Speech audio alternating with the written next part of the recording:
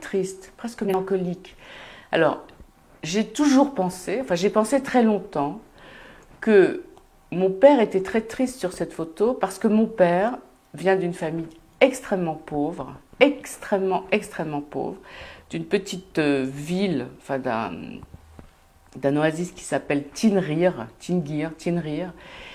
Et il est, bon, enfin vraiment sa famille, mon grand-père était teignait les laines des femmes dans les montagnes avec un âne. Comme il était aveugle, c'était mon père qui le guidait. Enfin, il était orphelin de mère. Enfin bref, c'était très difficile, quoi.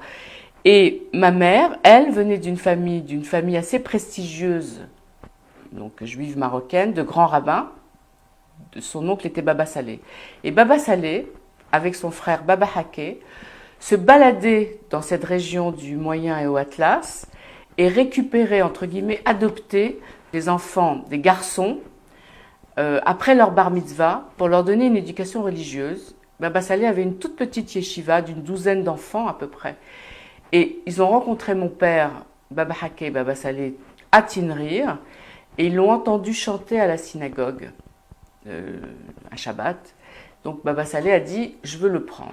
Donc il l'a pris et moi j'étais absolument persuadée que séparé de sa famille, il avait cet air sombre. Pas du tout. Il est très sombre et très triste parce que Besancenot, quand il arrive pour faire cette photographie, demande à ce qu'on lui amène des mariés. Donc on lui présente Lella Sarah, la fille de Baba Saleh, qui a, je dirais, 8-10 ans. On ne sait pas exactement puisqu'on ne connaît pas leurs âges. On lui dit que cette petite jeune fille est mariée avec un homme de 40 ans. C'était très courant. Donc, même chez les Juifs. Même chez les Juifs. Donc Besancenot, surpris, mal à l'aise, refuse et dit « est-ce que je ne pourrais pas la photographier avec un enfant, un garçon de son âge, pour que le couple ait l'air entre guillemets normal ?» Donc on va chercher un enfant de la yeshiva. Mon père est là, on lui demande de venir, sauf qu'on l'habille avec des habits de mariée qu'on lui prête, etc. Tout ça va assez vite. Donc mon père arrive sans chaussures, sans babouche, effrayé, honteux, absolument terrorisé aussi, je pense, parce qu'un appareil photo, tout un cérémonial qu'il ne connaissait pas. Et il doit demander, j'imagine, à mettre des chaussures. Et Besancenot dit non, on n'a pas le temps, la lumière va tomber, on fait la photo sans chaussures. Et là, à la grande honte de mon père, il se fait photographier sans chaussures, pieds nus. Un peu comme s'il était nu finalement. Et l'air sinistre et triste que mon père a sur cette photo, et quand on regarde bien la photo, Lella Sarah, qui est sur la photo avec lui, a aussi un air assez sombre. Moi, je pensais que c'est parce qu'on les forçait à être photographiés. C'est ça, ils étaient mal à l'aise devant un objectif, ils n'avaient jamais vu l'appareil photo de leur vie. Voilà, en plus avec cet homme français qui devait les impressionner, pas du tout. Ils sont tous les deux très gênés de ce manque de chaussures. Et ce qui est incroyable, c'est que mon père est mort il y a 13 ans. Et un jour où j'étais chez lui, il m'a appelé, donc il est, je sais pas, 3-4 mois avant sa mort. Et il y avait cette photo qui était accrochée chez eux dans leur salon à Paris. Et il m'appelle, il me dit « Tu la vois cette photo ?» En arabe. « Oui papa. » Ben écoute, moi je dis qu'avec toutes les machines modernes que vous avez aujourd'hui, tu pourrais me rajouter des chaussures. Incroyable. Incroyable. Ouais. Il a porté cette honte, le pauvre, toute sa vie. C'est très enfin, touchant. Toute sa vie, non, à partir de 84. C'est ça. Alors, on parle souvent des Juifs de Mogador, de Fès, de Casablanca, de Marrakech. Alors, ils ne s'entendent pas toujours très bien entre eux et je me garderais bien de rentrer, de savoir qui est mieux que qui. Je vous le conseille, de ne pas rentrer, non. On connaît beaucoup moins les Juifs des villages ruraux reculés de la vallée du Dra. Est-ce qu'il y a des différences entre les costumes berbères et les costumes juifs? On a l'impression que tout ça est très imbriqué. Est-ce qu'ils vivent à l'époque en harmonie avec les populations, les autres? Je pense qu'il y avait quand même quelques tensions. Oui, ils vivaient dans une certaine harmonie, mais par exemple, il n'y avait pas de mariage. Il n'y avait pas de mariage mixte. Ça n'existait pas. Il y avait des différences. Alors, au niveau des vêtements, je suis pas une historienne du costume, malheureusement, ni même des bijoux. Par exemple, il y avait une différence, c'est que les juifs, ou les juives plutôt, ne se tatouaient jamais. C'est interdit par la loi. Dans la Torah. Ce qui n'est pas le cas des berbères et des femmes musulmanes. Je pense qu'ils étaient assez proches des berbères. Par exemple, mon père parlait arabe, hébreu bien sûr, araméen même, mais aussi shle. Donc il avait la langue berbère. Ma mère, non, parce que ma mère, lui, est né vraiment dans une région berbère, Tinrir. Elle est née un peu plus dans une ville, Erfoud, qui était un peu plus grande. Voilà, donc elle ne parlait absolument pas cette langue. Pour revenir donc sur ces photos, où Besancenot note scrupuleusement le nom de la ville, de la région, avant de nommer ses modèles et de décrire les vêtements, il y a une photo qui m'a particulièrement marquée. C'est la photo de la jeune mariée.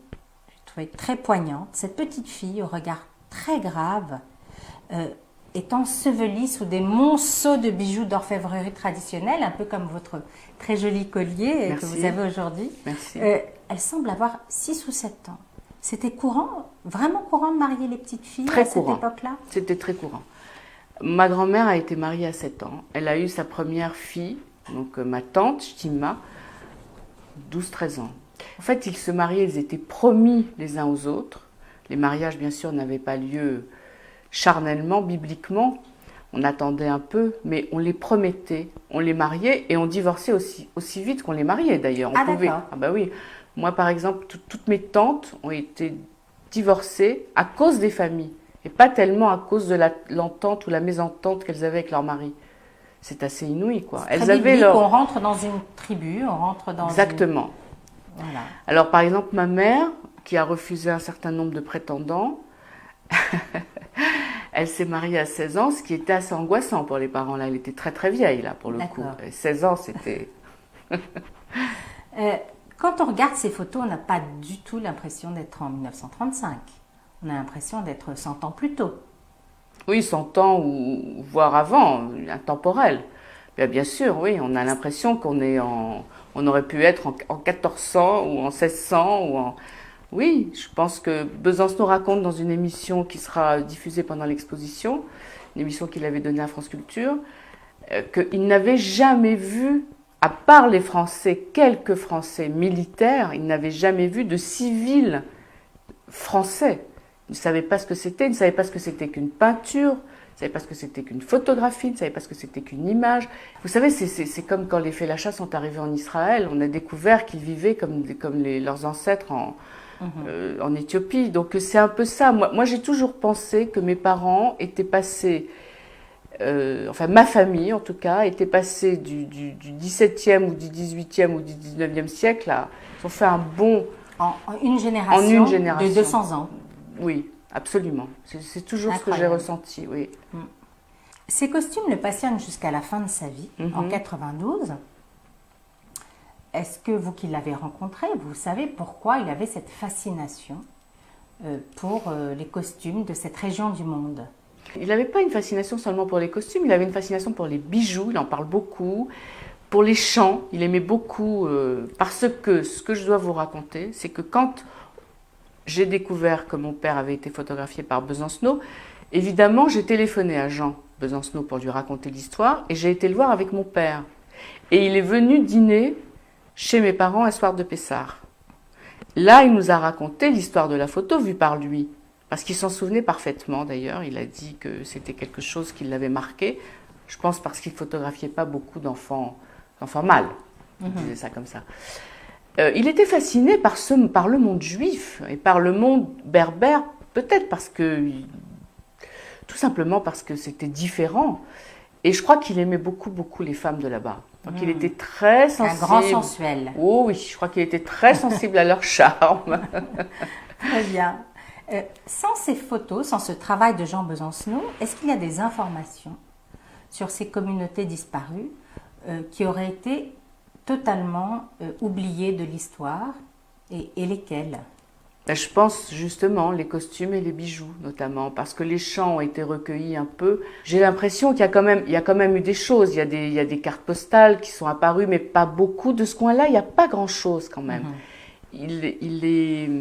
C'est assez précieux son travail. Hein.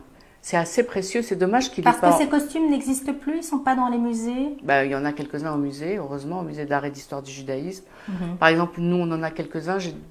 Ma mère souhaitait les donner au musée, donc on va les donner. Il y a quelques endroits, en Israël aussi, il y a des musées, j'imagine au Maroc.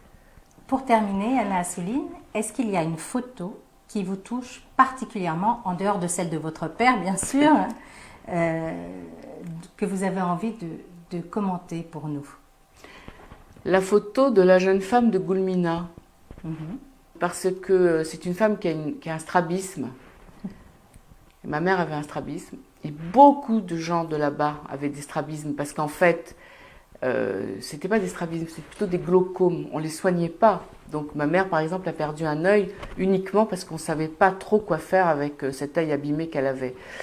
J'aime beaucoup cette photo. D'abord, Besancenot a énormément photographié cette jeune femme. Je ne sais pas pourquoi, c'est très mystérieux. Elle a un chapeau incroyable. Alors c'est Elle pas a une coiffe. Oui, elle a une coiffe, ça s'appelle Gron. Et Gron, ça veut dire des cornes.